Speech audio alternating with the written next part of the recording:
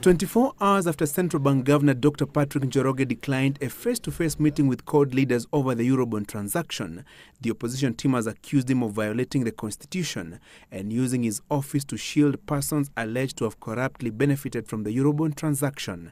CBK cannot justifiably and legally erect a war of privilege against the owner of the money, the people of the Republic of Kenya. The CORD leaders have written a protest letter to CBK chairman Mohamed Njoroge and demanded disciplinary action against the governor for alleged violation of Article 35 of the Constitution on access to information. They also want Njoroge to explain whether it was CBK's official policy for the governor to decline to publish all documents related to the Eurobond transaction that was floated in June 2014 and yielded 174 billion shillings. The governor, while declining to meet Odinga and his team, pointed that all the information held by CBK on the Eurobond transaction was privileged and could not be shared with third parties. Nasema mwezi siku zake ni 40. Na sisi tuna hakika ya kwamba siku ya 40 ya wezi wa Eurobond yuaja. Na ile habari tunatafuta sio habari kuhusu pesa za mtu binafsi au pesa za kampuni fulani, ni pesa za watu wa Kenya. Sisi ndio wenye hiyo account.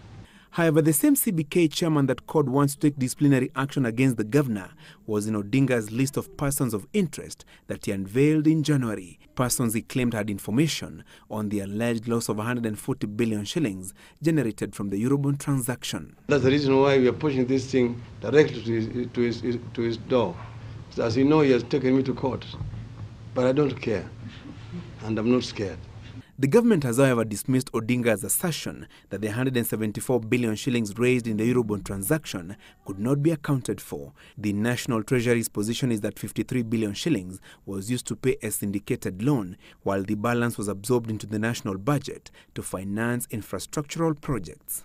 State House position is that Odinga was an economic saboteur who was not interested in facts or information relating to the Eurobond transaction since he had declined to meet National Treasury Cabinet Secretary Henry Rotich early in the year.